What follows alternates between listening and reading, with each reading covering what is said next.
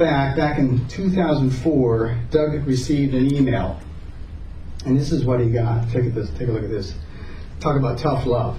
Much has been said about tough love for misbehaving children. Most of America thinks it's improper to spank children, so my wife and I have tried other methods to control our kids when they have one of those moments. One that we found very effective is for me just to take the child for a car ride and talk. They seem to calm down and stop misbehaving after our little ride together. I've included a photo below of one of my sessions with my son in case you would like to try the technique.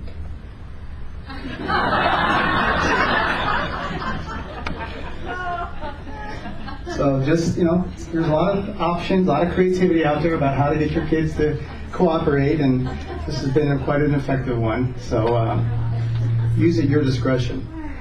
All right, tonight I'm going to talk about connecting with your teens.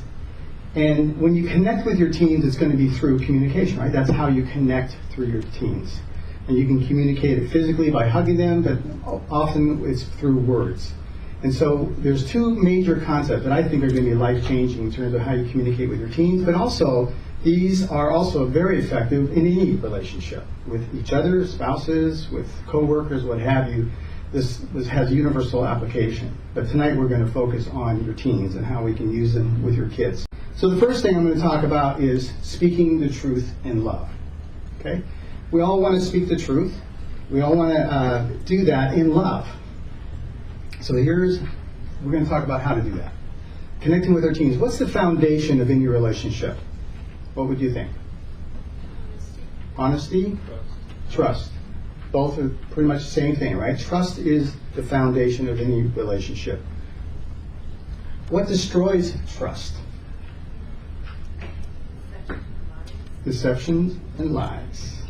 Dishonesty, exactly. All right, so what we want is the truth, and what we want from our children, our teens, is the truth, correct? All right. Then we also have to be willing to speak the truth to them. Now, as we go along, in my home, growing up, truth was not a high commodity. Because if you spoke the truth, things really went bad. And I learned really on as a young child that I don't think they want the truth around here. I think they just want to hear what they want to hear. So I got pretty good at figuring out what people wanted, and I just said that. Okay? It definitely wasn't the truth. But I learned quickly to say the truth. You might hurt people's feelings. Like, would you like that? I go, no, not really. Really? Why wouldn't you like that? And it's like, oh, geez. Okay, that's okay. I like it. That's fine. I like that. That's good. Give me more. And so you just learn quickly that peace was more important than truth. Now, some of you have grown up in those kinds of homes, and you know exactly what I'm talking about. And so I figured out that truth wasn't that important. Peace was at uttermost important. So I did whatever it took to get the peace. Now, unfortunately, the peace that I got was that peace that you get between rounds. When the bell rings and the boxers go in their corner, I suppose that's peace. But it's only a matter of minutes before the bell rings again and we're at it again. So it was temporary peace. So as a young child growing up, one of the things that really attracted me to my faith in Christianity was it was all about the truth. Oh my gosh, these people want to talk about the truth. I like that. That matters to me. I've never been in a place like that. I look forward to being in a place like that. And so here we are, wanting to be in a whole community that's surrounded about truth. In Ephesians 4:15 it says this, instead we will lovingly follow the truth at all times, speaking truly, dealing truly, living truly, so we can become more and more in every way like Christ, who is the head of the body, the church. That's in Ephesians. So the body is all about the truth, right? Ever tried speaking the truth and it blew up in your face? Ever done that? Tried to get honest with somebody and you just kind of laid it out there and oh my gosh, what you got back is, wow, okay. Have you ever tried speaking the truth with somebody and the whole thing just blew up in your face? And things just got terribly worse, right? So you're making this attempt. We get this idea that we need to speak the truth, and we do it, and it just goes south. So then we wonder, where's the love? What's going on? And so tonight I want to talk about speaking the truth in love in a way that ensures that when you speak the truth, it will be in love. Okay? Now the problem started way back. It says in Genesis 2:25, the man and his wife were both naked and they felt no shame. Right? You know this story. Then just a few verses later, it says, now the serpent was more crafty than any of the wild animals whom the Lord God had made. He said to the woman, did God really say you must not eat from the tree in the garden? Injecting doubt and beginning to play with what was really true.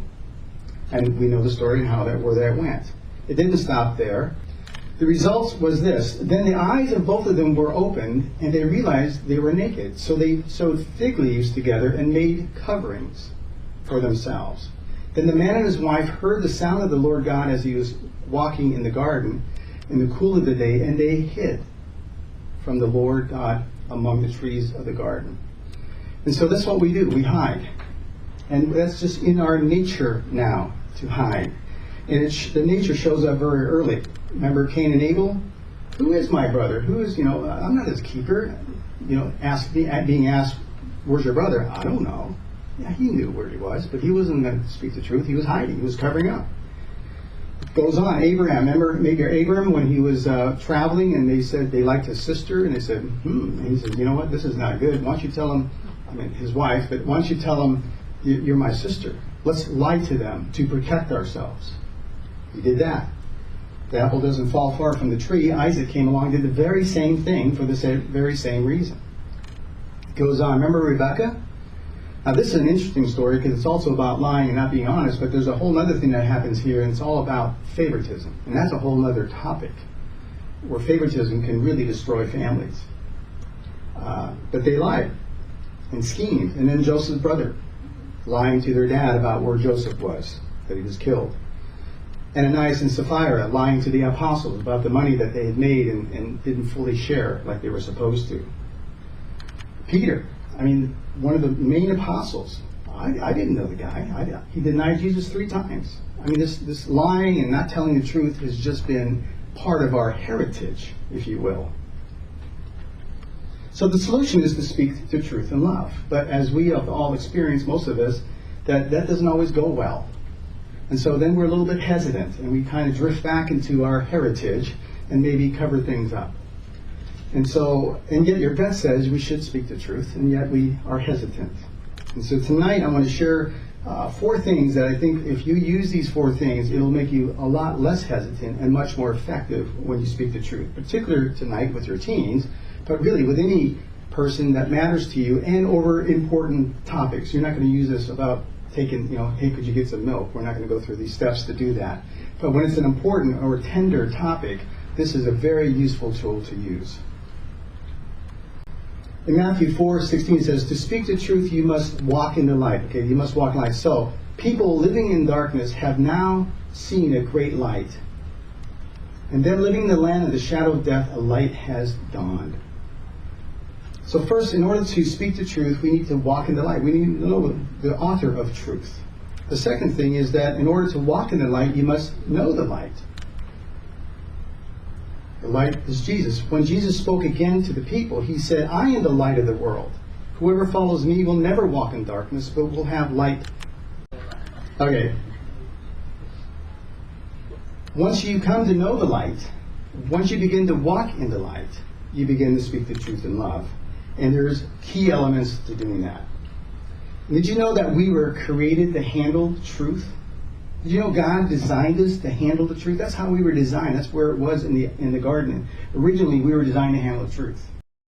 And what destroys is lies. We're not designed to handle lies. It tears us up.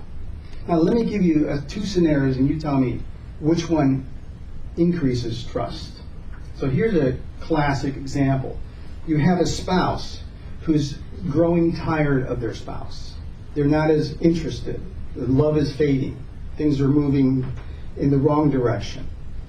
And so the truth is hey, I'm not feeling it anymore. It's not happening for me, and there's something bad going on. But that's not being spoken. It's just being held in. This truth is not being spoken. I don't want to hurt his feelings or her feelings or destroy the family or all that kind of stuff. So nothing is said. And this goes on until there's an affair that happens. And then the affair goes on. And then there's the catching of the affair. And now the truth comes out. And that destroys everybody. Everybody's devastated. Now, does that build trust or decrease trust? Decrease trust. Scenario number 2. Same scenario as we start. Somebody's not feeling the love. It's starting to fade. And they're feeling, like starting to look outside the relationship. But nothing's happened yet. But the truth is, it's not happening. And they're not happy. And so rather than holding in the truth, they have the tough conversation. It says, listen, we need to talk. Because something's happening in our relationship, and I'm not feeling the love, and I'm starting to feel pressure and temptation to start looking outside our relationship. And I don't want to do that. But, then he might list off, or she might list off several things about the relationship that they don't like. Now that's pretty tough to hear from your spouse, right? It's like, wow, really? And you don't love me anymore, and you're thinking about leaving. Now, have you left? Or is there anybody? No, there's nobody there, but it's getting pretty serious, and I'm on the edge. Just to be honest with you. Did the trust go up or go down? Up. Interesting. Because we're designed to handle. In both cases, it was pretty painful to hear the truth, right? I mean, neither one of those are fun to hear. But speaking the truth in love helps build the trust. Withholding speaking the truth in love because you're afraid of your past experience of doing that, or not knowing how to do that, will make the trust go down. So it's a sign of maturity when you begin to speak the truth in love. In fact, in Ephesians 4:15 it says, instead, speaking the truth in love, we will in all things grow up into Him who is the head, that is Christ. So it's a sign of maturity that we're moving in a direction to begin to speak the truth in love. And there are a lot of truths that our teens will want to hear from us. And we struggle, like, do we tell them about that? Do we tell them about our past? Do we tell them about sex? Do we tell them, there's a lot of things where they want to know the truth. So what do? Some parents say, maybe we shouldn't say anything. Maybe they'll get it at school. Or they say way too much and disturb the child. It's like, oh my gosh, it's TMI. What are you telling me? Don't tell me this stuff. I don't need this. And so there's this quandary. What do we do with this? Here's the solution. Wouldn't it be nice to be able to speak the truth in love and be absolutely certain that it is in love? Anybody would like to have that opportunity? Wouldn't that be great? Okay. So here's what we do. And I'm going to have you do something with me as a reminder for you. This will help you remember this. And it's called TCDM. So I'm going to ask you to do this with me. I'm going to ask you, when I count to 3, I'm going to have you say TCD, then hold the M. Okay, so let's do it. Ready? 1, 2, 3.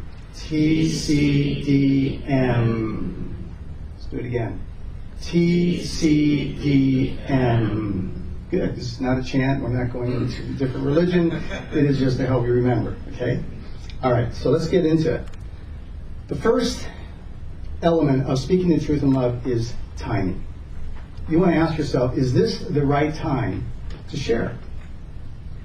Because a lot of times, speaking the truth goes south because of poor time. One of the things I do in couples therapy with couples is to declare to each other their off-limit times for conversation. Okay? For example, in my marriage, don't talk to me before 9 o'clock. Okay? I'm just trying to find my faith and find the toothbrush. And that, I'm not ready for a big conversation. Okay? Gloria, my wife, is she gets up, she could have a nice conversation at 6 o'clock in the morning. I'm still, wandering around in the dark. It's not a time to talk to me.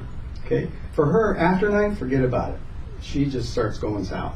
So obviously we're at 2 different spectrums on that. And so we don't talk before 9 or after 9.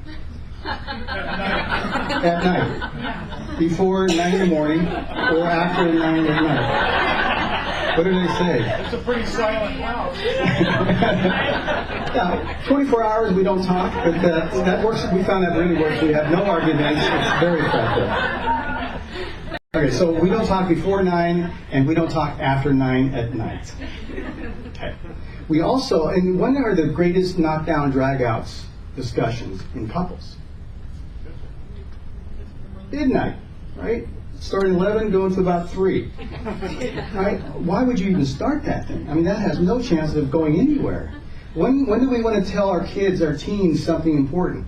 As soon as they walk through the door after coming from school. Really? You think that's the best time? You think you're going to get the results you're looking for? I doubt it. So you want to think about timing. Is this the right time to share? Okay. The second one, C, for content. How much do I share? You ever had the experience somebody come up to you and they talk to you and they say, I want to share something with you, and they just absolutely back up the dump truck and just dump this total amount of stuff, and you're just overwhelmed. I mean, you can't even remember what they started with, much less where we ended. It's just too overwhelming.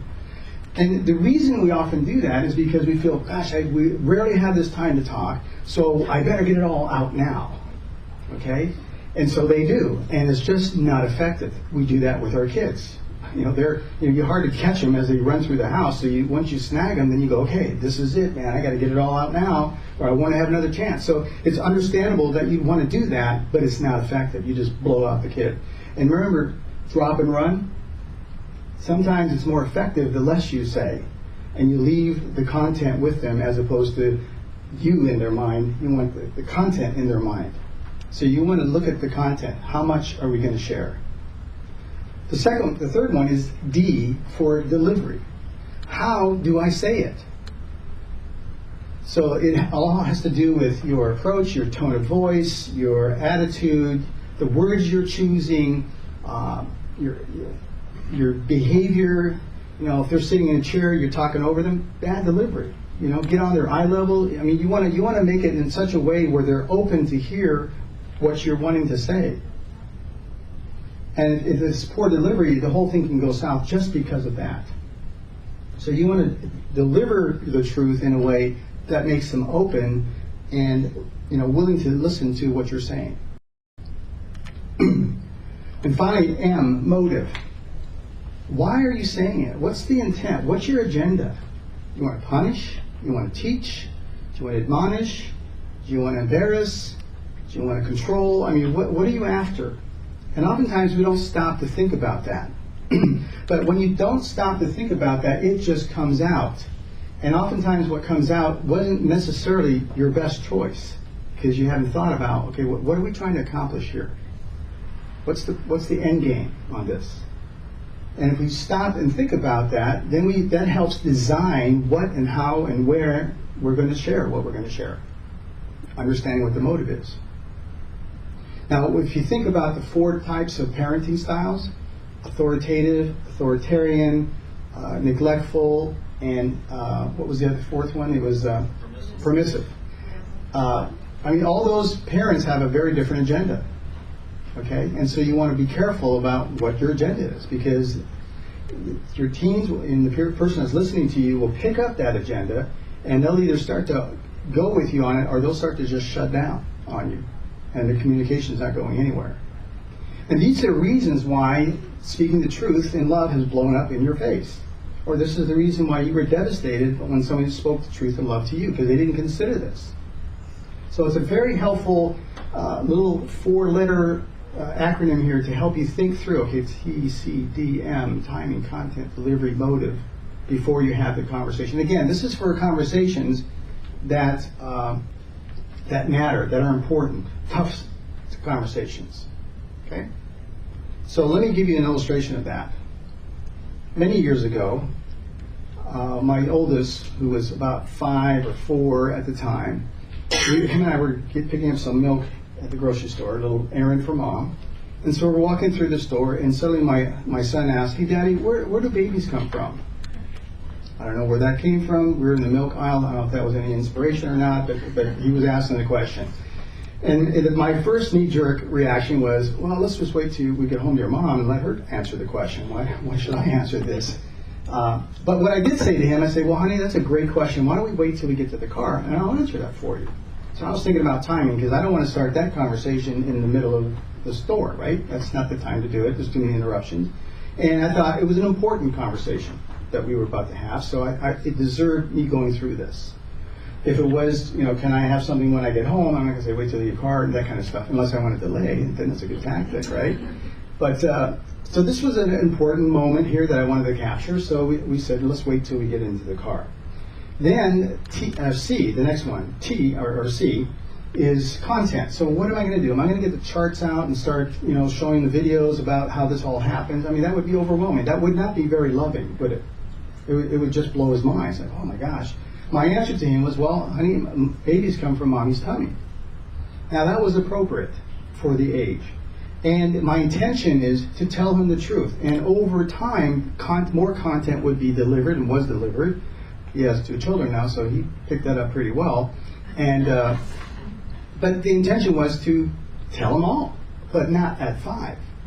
And so little by little, you start to lay out more of the truth with the intention. And to give it all to him would not be loving. And we've all been in that situation where people just dumped the truck on us, and it was not very nice. It was not a pleasant experience for us. Delivery, D, third one. Now, how do I share it with you? I didn't use big, words like fallopian tubes and vas deferens and all this kind of stuff that you look at me like, what are you talking about? That's a different language. And it is a different language. But I used words that he could understand, and I used a tone of voice that freed him to listen and not to scare him. Well, that's something you don't want to do, because when you get on that, I didn't want to scare him. I wanted to use a delivery that would open his heart, his mind, to hear that piece of truth that I was dispensing at the time. And then finally, motive. What was my motive? What do you think my motive was? To teach, right? He asked the question, here's an opportunity for me to teach him something. He invited me to do that, and so it was great. I was happy to invite, to be able to teach him on this little subject. Now that's for a 5-year-old, and it changes obviously as kids get older, and you're going to have and have had conversations with your teen with various questions. How do you ask a girl for a date?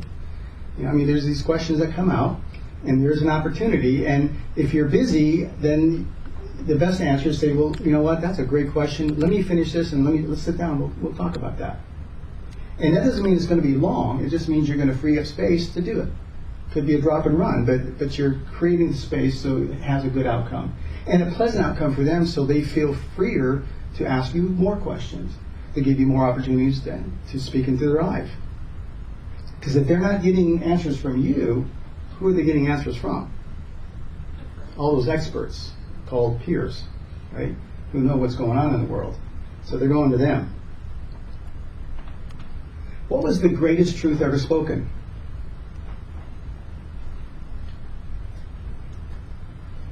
In the world, ever. Anybody? Speaking of the truth, Jesus. God spoke Jesus into the world. He is the greatest truth that was ever spoken. Jesus answered, I am the way and the life and the truth and the life. He's the greatest. So let's look at how God did this, okay? First timing. When was this word, this Jesus, spoken? Anybody want to venture a guess? How about 2,000 years ago? Right? We're about to celebrate that moment in a couple of months. So God had his timing. I don't understand the timing. The Israelites were waiting 400 years for this word to be spoken, and I don't know why it happened, but it happened, and God had his timing. But the time came, and he spoke the truth. Let's talk about content. How much of the word was sent and was spoken?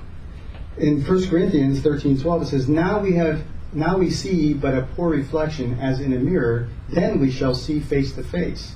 Now I know in part, then I shall know fully, even as I am fully known. And we've all wrestled with God about not understanding and asking the big question of why. And usually you see the why come up when terrible things happen, shootings. And we're all asking that question. And God will explain himself to us with his understanding of what content we can handle. And he won't give you any more than you can handle. And we will never know fully the truth. It says no one knows about that day or hour, not even the angels in heaven, nor the Son, but only the Father, when they were asking, when are you going to come again? So God was very cognizant of his content, how much he was going to deliver to us. Third, delivery. How was Jesus spoken into the world? What was the delivery? It was through a man, wasn't it? Jesus was a man. He was a Jew. He came as a baby. He could have came as an adult. He came with questionable parentage. I mean, he came with a family where there was some real question about what happened here. And why was that so important? Why was it all like this? Because I believe that Jesus was spoken to us in such a way that there was nothing about the way he was delivered into our understanding that would make us afraid or that would make us feel intimidated. It made us be able to embrace the truth. You know, he went through everything we went through. I mean, he gets us. And that was important for how God delivered the truth into our life. And finally, motive. What was the reason the truth was spoken? Why was Jesus sent? Love. And the love was to do what? Reconcile. It's to bring us to him. For the ministry, and what are we supposed to do? We've been given the ministry of reconciling as well. And the reconciliation is threefold. And one is with our Lord, one is with our neighbor, and one is with ourselves. And really, that's my counseling ministry is a lot about that. It's about all those three. It's reconciling people to the Lord, reconciling people with their neighbor, their spouse, their kids, and with themselves. Some people have some really tough things that happened in the past that they have to forgive themselves and work that through. And so you can see here that there's these four things that come to play even in how Scripture was delivered to us in terms of this truth of Jesus. So, what are the four things? Number one is? Second? Third? And fourth? Okay. So you guys get that? That's a very helpful tool, and you'll be surprised how effective that can be. And the other thing it'll do, it'll make you stop a little bit before you just start talking. Okay? And really think through. And you'll have a much